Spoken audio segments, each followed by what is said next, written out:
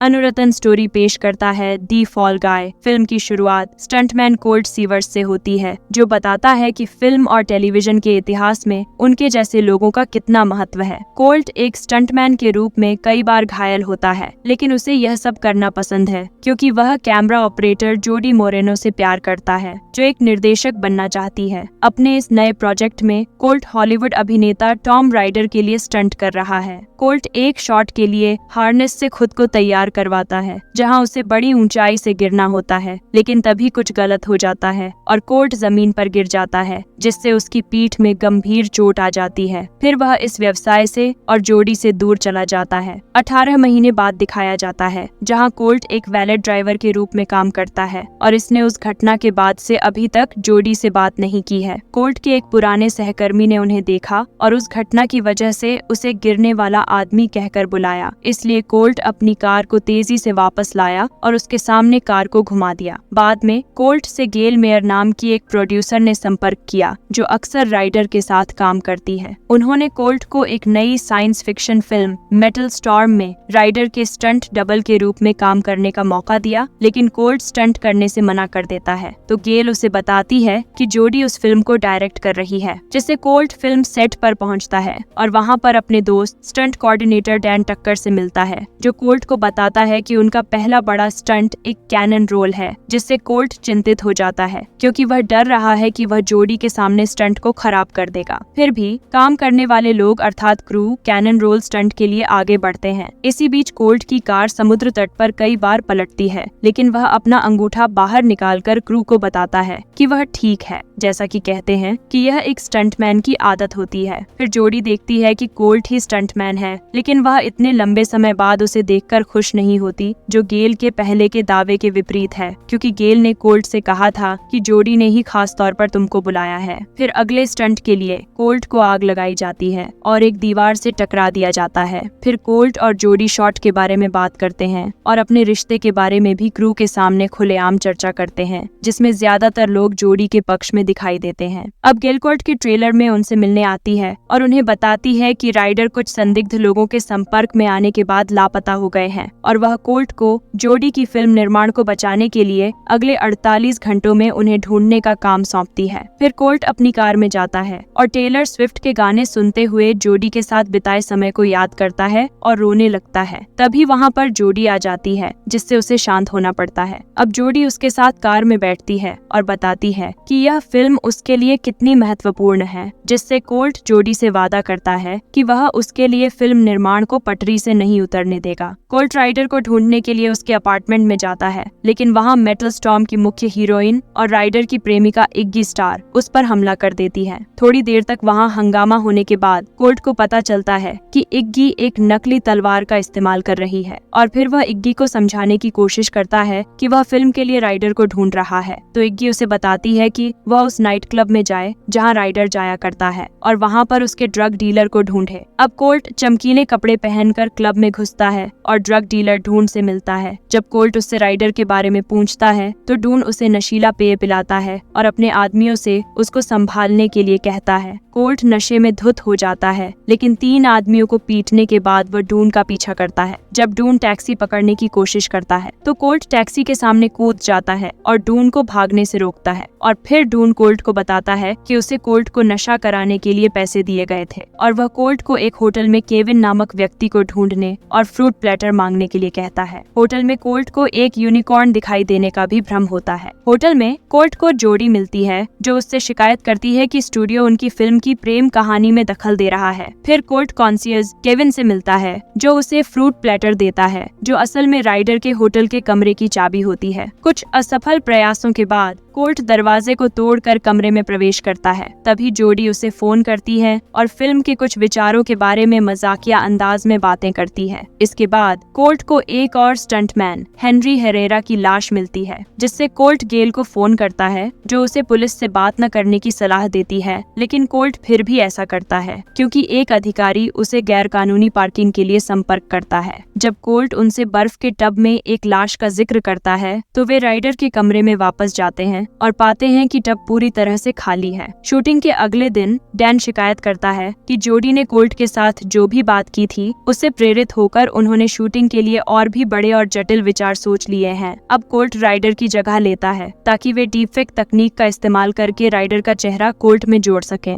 बाद में जोडी कोल्ट को कराओके के लिए बाहर चलने का इनविटेशन देती है, जिसे वह स्वीकार कर लेता है। कराओके जाते समय कोल्ट टॉम की असिस्टेंट अल्मा मार्टिन से मिलता है। उसके साथ में जीन क्लाउड नाम का एक ट्रेंड कुत्ता होता है, जिसके साथ कोल्ट पहले काम कर चुका है। जब वह अल्मा से राइडर के बारे में पूछता है तो वह बताती है कि उसने राइडर और हेनरी को एक बेकार पार्टी में आखिरी बार देखा था, फिर गेल ने उसे वहां से बुला लिया था। अल्मा को राइडर का फोन मिल जाता है, जिससे राइडर का सुरक्षा प्रमुख ड्रेसलर उसके पीछे पड़ जाता है। वह जानती है कि उस फोन में कुछ आपराधिक चीजें हैं और वह उससे कोल्ट को देने के लिए तैयार है, लेकिन वह कोल्ट से कहती है कि वह मेटल स्टॉर्म पर निर्माता का क्रेडिट चाहती है। तो कोल्ट उसे आश्वासन देता है कि वह देखेगा कि वह क्या कर सकता है। तभी वहां आकर ड्रेसलर दोनों को बिजली का झटका देता है और वह अल्मा को अपने ट्रक में उठाकर ले जाता है। कोल्ट जीन क्लाउड को अपने साथ लेता है और एक ट्रक चुराकर उनका पीछा करने लगता है। इधर जोडी कराओके बार में कोल्ट का इंतजार कर रही होती है और वह निराश हो जाती है कि वहाँ कोल्ट नहीं है। फिर जोडी against all odds take a look at me now गाना को गाती है, जबकि कोल्ट उन गुंडों से लड़ता है। जब वह और कुत्ता उनके वैन पर चढ़ जाते हैं तो जीन क्लाउड गुंडों को उनके प्राइवेट पार्ट पर काटता है और फिर वह आगे जाकर अल्मा को ड्राइवर गुंडे से छुटकारा पाने में उसकी मदद करता है। अल्मा ट्रक को रोकने में कामयाब होती है, जिससे कोल्ट विंडशील्ड से होकर आगे गिरता है, लेकिन वह ठीक होता है। फिर वह कुत्ते के साथ कराओके बार की ओर भागते हैं, लेकिन वहाँ पर कोल्ट केवल डैन को पाता है। डैन उससे कहता है कि जोडी बहुत पहले जा चुकी है। कोल्ट और डैन राइडर का फोन अपनी साथी क्रू मेंबर वेंटी को हैक करने के लिए देते हैं, लेकिन उसे उसका पासवर्ड चाहिए होता है। फिर वे लोग राइडर के अपार्टमेंट में जाते हैं और उसकी चिपकी हुई नोट स्लिप के ढेर को देखते हैं। फिर बड़ी मुश्किल से उन्हें साफ पासवर्ड दिखाई देने वाली जगह मिल जाती है, जिससे राइडर का फोन अनलॉक हो जाता है, जिसमें कोल्ट और डैन को राइडर, इग्गी और उसके कुछ दोस्तों के साथ हेनरी का एक वीडियो मिलता है, जिसमें हेनरी राइडर को अपने स्टंट न करने का मजाक उड़ाता है। फिर राइडर को स्टंट करने की कोशिश करते हुए दिखाया जाता है, लेकिन वह गलती से हेनरी को धक्का देता है और उस धक्के की वजह से वह मर जाता है। कुछ ही पलों बाद वेंटी डैन को फोन करके बताती है कि खबरों में हेनरी की मौत की रिपोर्ट हो रही है और कोल्ट को उसके मैन हत्यारे के रूप में नामित किया जा रहा है। यहाँ पर जल्द ही ड्रेसलर और उसके गुंडे आते हैं और कोल्ट और डैन पर गोलीबारी करते हैं। अंत में ड्रेसलर राइडर के फोन को कोल्ट के हाथों पर गोली मारकर नष्ट कर देता है। फिर वे कुछ गुंडों को मारते हैं और कोल्ट बाहर निकलकर छत को तोड़ते हुए राइडर की नाव पर कूद जाता है और वह खुद को राइडर के सामने पाता है। तभी कोई पीछे से मारकर उसे बेहोश कर देता है। अब कुछ समय बाद कोल्ट जागता है और अपने आप को बंधा हुआ पाता है। राइडर उससे अपना फोन वापस मांगता है तो कोल्ट बताता है कि तुमने ही हेनरी को मारा और अपने अपराध के लिए मुझे हत्यारा बना दिया। साथ ही यह भी बताता है कि इस मामले को पूरा छुपाने का काम गेल का प्लान था, क्योंकि राइडर उसके पास रोते हुए गया था। फिर राइडर यह भी बताता है कि उसने ही कोल्ट के हादसे की योजना बनाई थी, क्योंकि उसे लगा कि कोल्ट उसकी पॉपुलैरिटी चुरा रहा है। इधर गेल जोडी से मिलने जाती है और उसे बताती है कि कोल्ट हेनरी की हत्या में फंसा हुआ है। अब कोल्ट राइडर को बताता है कि ड्रेसलर ने तुम्हारे फोन को नष्ट कर दिया था, लेकिन राइडर अपने गुंडों को कोल्ट पर मिट्टी का तेल डालने और उसे आग लगाने के लिए कहता है, जिससे कोल्ट अपने मुंह में कुछ तेल ले लेता है। जब ड्रेसलर उसे जलाने की कोशिश करता है तो वह उसके ऊपर थूक देता है। फिर कोल्ट एक नाव पर कूदता है और पीछे की ओर से स्टीयरिंग को संभालते हुए भागने की कोशिश करता है। फिर छुपकर अपने हाथों की रस्सी काट लेता है और वह जोडी को फोन लगाता है और वह खुद को बेगुनाह बताकर उसे समझाने की कोशिश करता है। फिर गुंडे कोल्ट का पीछा करने लगते हैं और उसकी नाव को टक्कर मारकर उसे विस्फोट करके नष्ट कर देते हैं, जिससे सभी लोग कोल्ट को मृत मान लेते हैं और इसे आत्महत्या बताकर दर्ज किया जाता है। हालांकि कोल्ट कूदकर सुरक्षित बच जाता है और फिर कोल्ट डैन तक पहुंचता है और एक एलियन के रूप में भेष बदलकर सेट पर वापस आने में उसकी मदद लेता है। भ्रम की वजह से जोडी उसे बहुत पीटती है जब तक कि वह अपने चेहरे को उसके सामने नहीं दिखा देता। फिर कोल्ट अपने बारे में बताने लगता है, लेकिन जोडी उसे किस करते हुए गले लगा लेती है, लेकिन वह पल गेल के बाहर होने से बिगड़ जाता है, जिससे जोडी कोल्ट को छिपाती है और गेल को कोल्ट की कथित मौत के बारे में बात करते हुए सुनती है। गेल के जाने के बाद कोल्ट और जोडी एक योजना बनाते हैं कि राइडर हेनरी की हत्या किस प्रकार से कबूल कर सकता है। अब फिल्म में VFX के जरिए राइडर के बड़े कार जंप स्टंट को करने की कोशिश और राइडर के अंतिम बड़े शॉट पर ध्यान केंद्रित करते हुए जोडी राइडर को कार जंप को खुद करने के लिए मनाती है। फिर क्रू बड़े शॉट के लिए तैयार होता है और जोडी राइडर को कार में बैठाती है। वह कहती है कि उसे उसका क्लोजअप चाहिए। तभी वहाँ पर कोल्ट आ जाता है और कार चलाकर भागने लगता है, जिससे ड्रेसलर और उसके गुंडे उनका पीछा करते हैं। जोडी और डैन कोल्ट को गुंडों से इतनी देर तक बचाते हैं जब तक कि वह राइडर से हेनरी की हत्या करने और गेल द्वारा फ्रेम जॉब बनाने की बात कबूल नहीं करवा लेता। फिर कोल्ट एक खाई के ऊपर से एक शानदार छलांग लगाता है, जिससे राइडर बेहोश हो जाता है। फिर गेल एक हेलीकॉप्टर बुलाती है ताकि वह और राइडर उसके साथ जा सके। फिर वह राइडर के कबूलनामे की टेप चुरा लेती है, जिससे जोडी की मदद से